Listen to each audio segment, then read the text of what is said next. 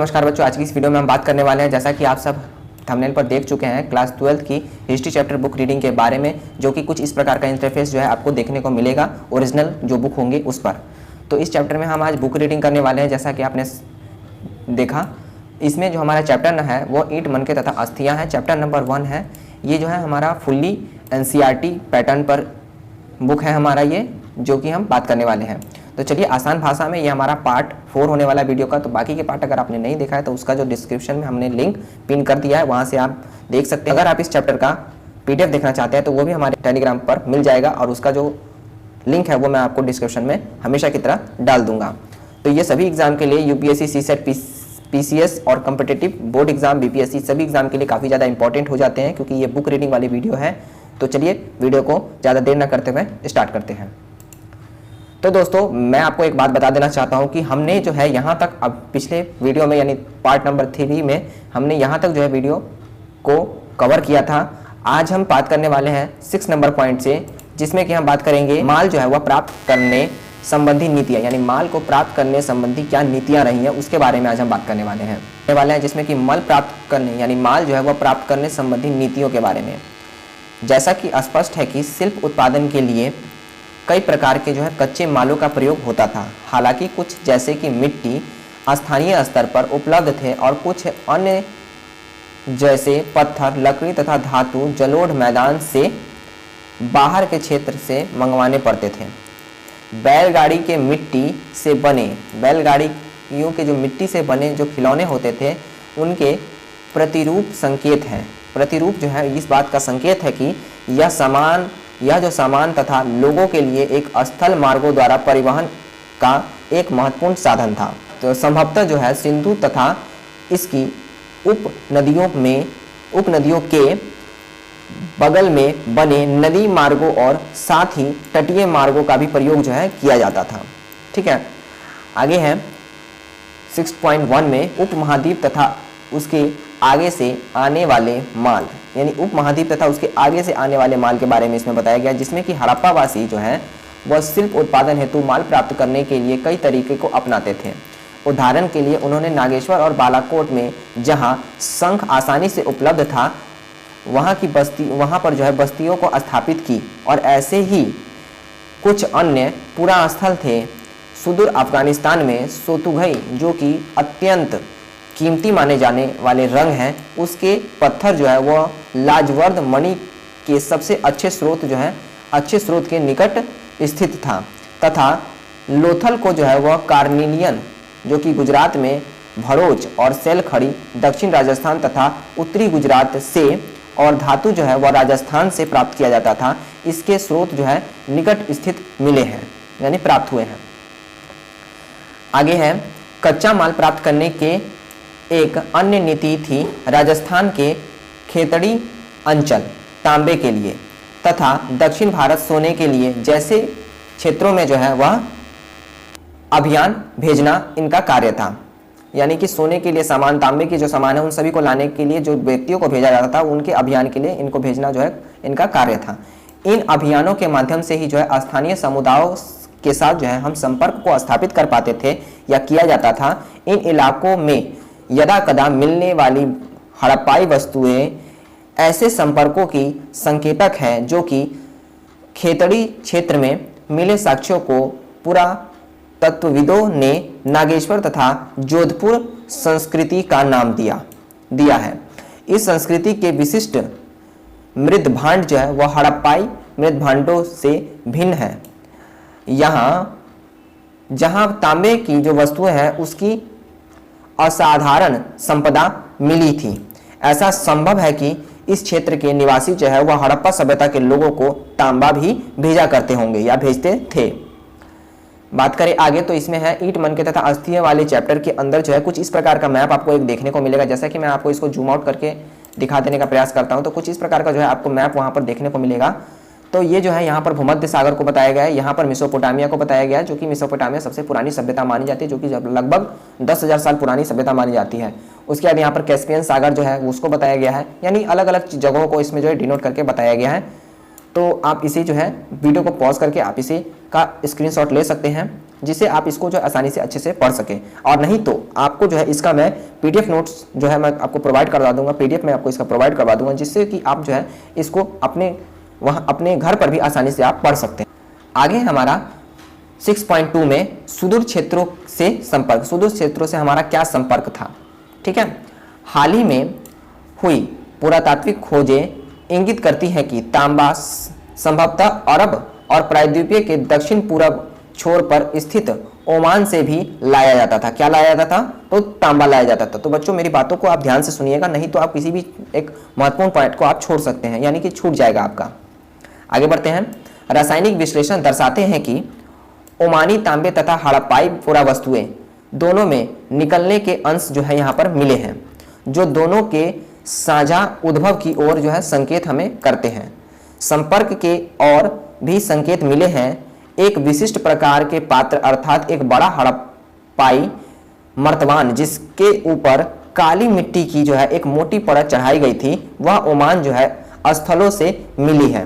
तो ओमान की बात करें तो यही ओमान के बारे में हम बात कर रहे हैं। यह जो ओमान है वो हड़प्पाई मर्तबान इसको कहा जाता है, यही वहां से मिले थे। कहां से मिले थे? तो हड़प्पाई पुरावस्तुओं में मिले थे ये भी। आगे बढ़ते हैं तो यहाँ पर जो है ओमान स्थलों में मिले हैं। ऐसे ही मोटी परतें तरल पदार्थों के रिसाव को रोकती थी। मतलब ऐसे ही जो मोटी परत वाले जो पदार्थ होते थे वो रिसाव जो है, यानी कि जो पानी के रिसाव या किसी भी चीज के रिसाव को जो है एक प्रकार से रोक देते थे। और यह जो है हमें यह नहीं पता कि इन पात्रों में क्या रखा जाता था, पर यह संभव है कि हड़प्पा सभ्यता के लोग जो हैं इसमें रखे सामान का ओमानी तांबे से विनिमय कराते थे, यानी कि ओमानी तांबे से विनिमय कराने का कार्य करते थे। ये इसमें जिस वस्तुओं को रखा करते थे वो हड़प्पावासी के लोग। आगे बढ़ते हैं तो आगे है हमारा तीसरी सहस्त्राब्दी ईसा पूर्व में दिनांकित मेसोपोटामिया के लेखकों में मगान, जो संभवतः ओमान के लिए प्रयुक्त नाम था, नामक क्षेत्र से तांबा जो है उसके आगमन के संदर्भ जो है हमें मिलते हैं। तो यहाँ पर देख सकते हैं किस प्रकार का आपको आर्किटेक्चर जो है यहाँ पर देखने को मिल रहा है। बहुत ही अच्छी आर्किटेक्चर उस समय की थी, हड़प्पा वासियों के समय की थी, सिंधु घाटी सभ्यता के समय की थी। जैसे कि आप यहाँ पर पढ़ सकते हैं, आपको यहाँ पर चित्र 1.18 में यानी कि 1.18 में आपको दिया गया है कि यह मेसोपोटामिया की एक विशिष्ट बेलनाकार मुहर है। ये जो है एक विशिष्ट बेलनाकार मुहर है ये एक प्रकार का, ठीक है। परंतु इस पर बना जो कुबरदार वृषम है उसका, ये जो कुबरदार वृषम है उसका जो है चित्र सिंधु क्षेत्र से लिया गया प्रतीत होता है, ऐसा मालूम पड़ता है, ठीक है। आगे है इसमें कि यह रोचक बात है कि मेसोपोटामिया के स्थलों से मिले तांबे में भी निकल के अंश जो है वो हमें प्राप्त हुए हैं यानी मिले हैं। लंबी दूरी के संपर्कों की ओर संकेत करने वाले अन्य पुरातात्विक खोजों में हड़प्पाई मोहरे जो है वह बाट, पासे तथा मनके शामिल हैं। इन संदर्भ में यह भी देखना महत्वपूर्ण है कि मेसोपोटामिया के लेखक जो है वह दिन मून संभवतः बहरीन द्वीपीय मगान तथा मेलुहा संभवतः हड़प्पाई क्षेत्र के लिए प्रयुक्त शब्द नामक क्षेत्रों से जो है वह संपर्क की जानकारी मिलती है। यह लेख जो है वह मेलुहा से प्राप्त निम्नलिखित उत्पादों का उल्लेख करता है। कार्नेलियन, लाजवर्द, मणि, तांबा, सोना तथा विविध प्रकार की लकड़ियां जो है वह मेलुहा के विषय में एक मेसोपोटामियाई मिथक यह बताता है कि तुम्हारा पक्षी हाजा जो पक्षी है हाजा पक्षी हो उसकी आवाज जो है वह राजप्रसाद से सुनाई दे। कई पुरातत्वविदों का मानना है कि हाजा पक्षी मोर था। कई पुरातत्वविद जो है वो मानते थे कि हाजा पक्षी नामक जो इस सभ्यता में जो नाम रखा गया उस पक्षी का जो मूल नाम जो था वो मोर था, यानी वो मोर का ही नाम था। क्या यह नाम उसे अपनी आवाज से मिला था? ऐसा संभव है कि ओमान जो है वह बहरीन तथा मेसोपोटामिया से संपर्क सामुद्रिक मार्ग से था। मेसोपोटामिया का जो संपर्क था वह यानी कि हड़प्पा सभ्यता के साथ वो स्वाभाविक समुद्रिक मार्ग से था। और मेसोपोटामिया के लेख जो है वह मेलुहा को नाविकों का देश मानते हैं। इसके अतिरिक्त हमें मुहरों पर जो है यानी जहाजों तथा नावों का जो चित्रण भी प्राप्त होता है। तो जैसा कि आप यहाँ पर देख सकते हैं ये हमारे मुहर है जो कि वह बहरीन से मिले गोलाकार फारस की खाड़ी प्रकार की मुहर पर कभी कभी हड़प्पाई चित्र मिलते हैं। और रोचक तथ्य यह है कि दिलमुन से स्थानीय बाट हड़प्पाई मानक का अनुसरण करते हैं। ठीक है, ये हमने जो बताया यहाँ पर जो जहाज़ों का चित्रण जो हमें मोहरों पर मिलता है वो कुछ इस प्रकार का मोहर है जिस पर कि हमें जहाज़ों का चित्रण मिलता है। तो आप कह रहे होंगे इसमें जहाज कहाँ है, तो आपको मैं बता दूं कि यहाँ पर ये तो देख रहे हैं ना, ये यहाँ से यहाँ तो ये जहाज है, यही जहाज का चित्रण जो है हमें देखने को मिलता है इसके अंतर्गत। ठीक है, जो कि नाव के चित्र वाली मोहर भी कही जाती है। बात करें आगे, तो आगे जो है यहाँ पर कुछ चिन्हों को बनाकर यह बताने का प्रयास किया गया है कि उस समय जो है एक विशिष्ट रूप से जो है लिखने की जो प्रथा थी, यानी कि जो उनकी जो भाषा थी, जैसे कि हमारे यहाँ पर जो आ ई जो होते हैं, जो वर्णमालाएं होती है, उनके द्वारा जो है काफ़ी चीज़ों को लिखा जाता था। तो उसी द्वारा जो है वहाँ पर भी जो है ई ऊ जो भी शब्द थे या जो भी अक्षर थे उनको जो है अलग अलग प्रकार के चिन्हों से जो है डिनोट किया जाता था, यानी प्रदर्शित किया जाता था। तो उसी प्रकार के यहाँ पर जो चिन्हों को दर्शाकर दिखाने का प्रयास किया गया है। तो आगे बढ़ते हैं, जो कि एक प्राचीन सूचना पटक के अक्षर है, जैसा कि मैंने आपको बताया। आगे हम बढ़ते हैं, 7वां नंबर हमारा पॉइंट है जिसमें कि मोहरे, लिपि तथा बाट के बारे में हम चर्चा करेंगे। मोहरे, लिपि तथा बाट के बारे में। तो मोहरे का मुद्रांकन किस प्रकार से किया गया था? तो मोहरों और मुद्रांकनों का जो प्रयोग है वह लंबी दूरी के संपर्कों को सुविधाजनक बनाने के लिए होता था। कल्पना कीजिए कि सामान से भरा एक थैला एक स्थान से दूसरे स्थान तक भेजा जाए, उसका मुख जो है वह रस्सी से बांधा गया और गांठ पर थोड़ी गीली मिट्टी जमा कर एक या अधिक मोहरों से दबाया गया, जिससे मिट्टी पर मोहरों की छपाई पड़ गई। यदि इस थैले के अपने गंतव्य स्थान पर पहुंचाने तक मुद्रांकन अक्षुण्ण रहा तो इसका अर्थ है कि थैला के साथ किसी प्रकार की छेड़छाड़ नहीं की गई है, यानी अक्षुण्ण रहा। यानी कि इसमें जो है मुख्य रूप से यही बताने का प्रयास किया जा रहा है कि एक थैला है, अगर उसको हम किसी उसके जो मुंह को, यानी जो उसके मुख होते हैं, उसको हम किसी रस्सी से या बांध कर उस पर एक मोहर लगा देते हैं और अगर उसको हम एक जगह से दूसरी जगह भेजते हैं और अगर उसको किसी के द्वारा खोलने का प्रयास किया जाएगा तो स्वाभाविक सी बात है मोहर जो उस पर लगा हुआ है वो मोहर खराब हो जाएगी। तो इससे हमें यह पता चल जाएगा कि उसके साथ किसी ने छेड़छाड़ किया, और अगर वो खराब नहीं होगा और सही सलामत पहुंच जाएगा तो इसका मतलब उससे किसी प्रकार की छेड़छाड़ नहीं की गई है। तो इस प्रकार की उस समय जो है एक व्यवस्था बनाई गई थी, जैसा कि अभी वर्तमान समय में आप देख सकते हैं। यानी कि किसी भी सामान को अगर एक जगह से दूसरी जगह ले जाया जाता है, यानी कि किसी भी, जैसे कोई यूट्यूब चैनल ही हो गया, एग्जाम्पल के लिए मैं आपको बता दूं, कोई यूट्यूब चैनल हो गया तो वो भी अपने जो भी प्रोडक्ट होते हैं उस पर वो अपना एक होलोग्राम लगा कर भेजते हैं, जिससे कि अगर कोई भी उसके होलोग्राम को अगर कॉपी करता है तो उस व्यक्ति को ये पता चल जाता है कि ये मेरा होलोग्राम है या ये मेरी सामान है। ठीक है ना, अब मेरे सामान के साथ छेड़छाड़ की गई है, यानी मेरे सामान को कॉपी किया गया है। तो यही बात है। उसी प्रकार से उस समय, यानी कि हड़प्पा सभ्यता के समय में, सिंधु घाटी सभ्यता के समय में इस प्रकार की व्यवस्था थी। तो यह बहुत ही बड़ी बात मानी जाती है, क्योंकि उस समय भी काफी लोग जो है एकदम पूरी तरह से विकसित माने जाते हैं, और जैसा कि हम पढ़ रहे हैं हो गए हुए भी थे, काफी विकसित हो गए हुए थे। ठीक है ना। तो इसका मुद्रांकन से प्रेषक की पहचान का भी पता चलता है, मतलब कि इस मुद्रांकन से जो है प्रेषक की भी पहचान का पता चलता है, यानी कि किस व्यक्ति ने, यानी कि किस, जैसे कि अभी कंपनी बोला जाता है, लेकिन उस समय जो मुहर है, मतलब किस देश के मुहर के द्वारा ये सामान भेजा गया है, इसका भी पहचान हमें पता चल जाता था, जो कि अभी कंपनी के रूप में देखने को मिलता है। यानी हर कंपनी का अलग अलग प्रकार का स्टैंप या उसका जो होलोग्राम देखने को हमें मिलता है।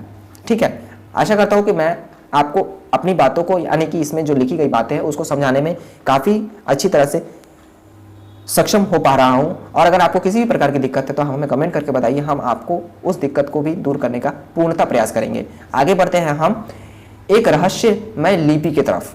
ठीक है, इसमें जो है सामान्यतः हड़प्पाई मोहरे पर एक पंक्ति में कुछ लिखा है जो कि संभवतः मालिक के नाम व पदवी को दर्शाता है। विद्वानों ने यह सुझाव भी दिया है कि इन पर बना जो चित्र है वह आमतौर पर एक जानवर जो कि अनपढ़ लोगों को सांकेतिक रूप से इसका अर्थ बताता है। ठीक है, अधिकांश अभिलेख जो है वह संक्षिप्त है। सबसे लंबे अभिलेखों में लगभग 26 चिन्ह हैं। हालांकि यह लिपि जो है वह आज तक पढ़ी नहीं जा सकी है, पर निश्चित रूप से यह वर्णमालीय जहां प्रत्येक चिन्ह एक स्वर अथवा व्यंजन को दर्शाते हैं उनमें से नहीं थी, क्योंकि इनमें जो चिन्हों की जो संख्या है वह कई अधिक है। लगभग 375 से लेकर 400 के बीच इनमें जो चिन्हों की संख्या, यानी इनमें वर्णमाला की जो संख्या थी वो लगभग 375 से लेकर 400 के बीच मानी जाती है। ऐसा प्रतीत होता है। ठीक है, यह लिपि जो है वह दाईं से बाईं ओर लिखी जाती थी। दाईं से बाईं ओर का मतलब क्या है, तो यानी कि जैसे कि हम अभी बाएं से दाएं यानी यहाँ से लिखना शुरू करते हैं और यहाँ पर कुछ स्थान कम पड़ जाता है तो हम या फिर यहाँ से लिखना शुरू करते हैं। लेकिन नहीं, उस समय जो लिखने की जो प्रथा थी वो ऐसे नहीं थी। वो लोग जो है वो इस प्रकार से लिखते थे, यानी वो यहाँ से स्टार्ट करते थे और यहाँ पर कम जगह पड़ जाती थी, फिर वो यहाँ से स्टार्ट करते थे। यानी कि यहाँ जो है एक निश्चित रूप से जगह छोड़ा करते थे और हम जो है यहाँ पर जगह छोड़ते हैं, लेकिन वो लोग इस एरिया में जो है अपने स्थान को यानी खाली स्थान को छोड़ा करते थे, क्योंकि वो दाएं से बाएं की तरफ जो है लिखा करते थे। ठीक है, बात करें आगे तो क्योंकि कुछ मोहरों पर जो है दाएं और चौड़ी अंतराल है और बाएं और यह संकुचित है, जैसा कि मैंने आपको बताया। ऐसा लगता है जैसे जिससे लगता है कि उत्कीर्ण में दाईं ओर से लिखना आरंभ किया और बाद में बाईं ओर स्थान कम पड़ गया हो। ठीक है, अब हम उन विभिन्न प्रकार की वस्तुओं को देखते हैं जिन पर लिखावट जो है वह मिली है। मोहरे तांबे के औजार, मर्तबानों के अम्वट, तांबों तथा मिट्टी की लघु पट्टिकाएं, आभूषण, अस्थित छड़े और यहाँ तक कि एक प्राचीन सूचना पट, याद रखिए हो सकता है कि नष्ट प्राय वस्तु पर भी लिखा जाता हो। क्या यह अर्थ लगाया जा सकता है कि साक्षरता व्यापक थी? हाँ, यह अर्थ लगाया जा सकता है कि उस समय जो है साक्षरता काफी ज्यादा व्याप्त थी, काफी ज्यादा वहां के लोग जो है शिक्षित भी थे और समझदार भी हो गए थे, यानी अपनी चीजों को काफी अच्छी तरह से प्रदर्शित करना वो जानते गए यानी जान चुके थे। ठीक है, आगे हम बढ़ते हैं। आगे हमारा 7.3 में बाट के बारे में बताया गया है, जिसमें कि हम विनिमय बाटों की एक सूक्ष्म तथा परिशुद्ध प्रणाली द्वारा नियंत्रित थे। ये बाट सामान्यतः चर्ट नामक पत्थर से बनाए जाते थे और आमतौर पर ये किसी भी तरह के निशान से रहित घनाकार होते थे, जैसा कि हमने चित्र 1.2 में आपको बताया। बाटों के निचले मानदंड द्वाधारी 1, 2, 4, 8, 16, 32 इत्यादि 12,800 तक थे, जबकि ऊपरी जो मानदंड था वो दशमलव प्रणाली के अनुसार रहते थे। छोटे बाटों का जो प्रयोग है वह संभवतः आभूषणों और मनकों को तौलने के लिए किया जाता था। धातु से बने जो तराजू हुआ करते थे उसको पलरे भी मिले हैं, यानी पर जो हमें तराजू के जो दोनों तरफ का जो पलरा होता है वो हमें किस चीज का बना हुआ मिला है, तो धातुओं का बना हुआ मिला है, वो हमें धातुओं का बना हुआ मिला है। ठीक है, जैसा कि मैं आपको बता दूं, यहाँ पर जो ये मूर्ति है वो एक पुरोहित राजा की मूर्ति जैसे कि यहाँ पर बनाकर दिखाया गया। यहाँ पर उनकी मूर्ति को पूर्ण रूप से नहीं मिली है, क्योंकि बहुत पुरानी समय की मूर्ति है, इसलिए पूर्ण रूप से हमें देखने को नहीं मिली है, क्योंकि इसमें काफी ज्यादा अवशेषों को जो नष्ट कर दिया गया है या नष्ट हो गए हैं। तो इस प्रकार से हमें जो है इसमें पूर्ण रूप में मूर्ति तो नहीं देखने को मिली, लेकिन एक पुरोहित राजा की जो मूर्ति है काफी अच्छी तरह से जो है बनाकर दिखाने का प्रयास जो है सिंधु घाटी सभ्यता के लोगों ने किया है। ठीक है, आगे इसमें बढ़ते हैं। तो प्राचीन सत्ता के बारे में हम अब चर्चा करने वाले हैं, जैसे कि प्राचीन सत्ता वहां की किस प्रकार की थी। तो प्राचीन सत्ता जो है वो हड़प्पाई समाज में जटिल फैसला लेने और उन्हें कार्यान्वित करने के संकेत मिलते हैं। उदाहरण के लिए हड़प्पाई पुरावस्तुओं में असाधारण एक रूपता को ही ले, जैसा कि मृद भांडों चित्र 1.14 में आपको देखने को मिला। मोहरों, बाटों तथा ईंटों से स्पष्ट है कि महत्वपूर्ण बात यह है कि यानी कि ईंटें जिनका उत्पादन जो है स्पष्ट रूप से किसी एक केंद्र पर नहीं होता था, जम्मू से गुजरात तक पूरे क्षेत्र में समान अनुपात की थी। ईंटे के जो प्रकार थे यानी ईंट के जो प्रकार थे। हमने यह भी देखा है कि अलग अलग कारणों से बस्तियां जो है वह विशेष स्थान पर आवश्यकता अनुसार स्थापित की गई थी। इसके अतिरिक्त ईंटें बनाने और विशाल दीवारों तथा चबूतरों के निर्माण के लिए श्रम संगठन किया गया था, और साथ ही इन सभी क्रियाकलापों को कौन संगठित करता था, ये इसमें पूछा जा रहा है कि इन सभी क्रियाकलापों को कौन संगठित करता था। इन सभी चबूतरे बनाने की प्रक्रिया, श्रम संगठन की प्रक्रिया, उनमें दीवार को निर्माण करने की प्रक्रिया तथा वहाँ पर जो बस्तियों थी, जो वहाँ की बस्तियाँ थी, उन बस्तियों को एक प्रकार से सुसज्जित करने की जो क्रियाकलाप थी, उन सबों को कौन संगठित करता था। ठीक है, ये इसमें क्वेश्चन है। आप इसका आंसर जैसा कि मैंने आपको पढ़ के बताया तो आप इसका आंसर जो है दे सकते हैं। बढ़ते हैं आगे की तरफ हम। आगे हमारा है प्रसाद तथा शासक। प्रसाद तथा शासक के बारे में है, जिसमें कि आपको जो है सत्ता के केंद्र अथवा सत्ताधारी लोगों के विषय में पुरातात्विक विवरण हमें कोई तात्विक उत्तर नहीं देते। पुरातत्वविदों ने मोहनजोदड़ो में मिले एक विशाल भवन को एक प्रसाद की संज्ञा दी, परंतु इससे संभवतः कोई भव्य वस्तु नहीं मिली है। एक पत्थर की जो मूर्ति है उसको पुरोहित राजा की संज्ञा जो है वह दी गई थी, जैसा कि मैंने आपको यहाँ पर बताया, एक पत्थर की मूर्ति जिसे पुरोहित राजा की संज्ञा दी गई थी। और यह नाम आज भी प्रचलित है। ऐसा इसलिए है क्योंकि पुरातत्वविद मेसोपोटामिया के इतिहास तथा वहां के पुरोहित राजाओं से प्रचलित थे और यही सामान्यताएं उन्होंने सिंधु क्षेत्र में भी ढूंढी। लेकिन जैसा कि हम देखेंगे पृष्ठ 23 में हड़प्पा सभ्यता की जो अनुष्ठानिक प्रथाएं हैं वो अभी तक ठीक प्रकार से समझी नहीं जा सकी है, और ना ही यह जानने के साधन जो है हमारे पास उपलब्ध है कि क्या जो लोग इन अनुष्ठानों का निष्पादन करते थे उनके पास राजनीतिक सत्ता होती थी। नेक्स्ट है कि कुछ पुरातत्वविद इस मत के हैं कि हड़प्पाई समाज में शासन नहीं थे, यानी जो शासक थे वो नहीं थे तथा सभी की सामाजिक स्थिति समान थी। दूसरे पुरातत्वविद ऐसा मानते हैं कि यहाँ कोई एक नहीं बल्कि कई शासक थे, जैसे मोहनजोदड़ो, हड़प्पा आदि के अपने अलग अलग राजा होते थे। कुछ और यह तर्क देते हैं, यानी कुछ और पुरातात्विक यह तर्क देते हैं कि यह एक ही राजा था, यानी यहाँ जो है एक ही राजा था, जैसा कि पुरातत्वविदों में समानताओं को दर्शाता है।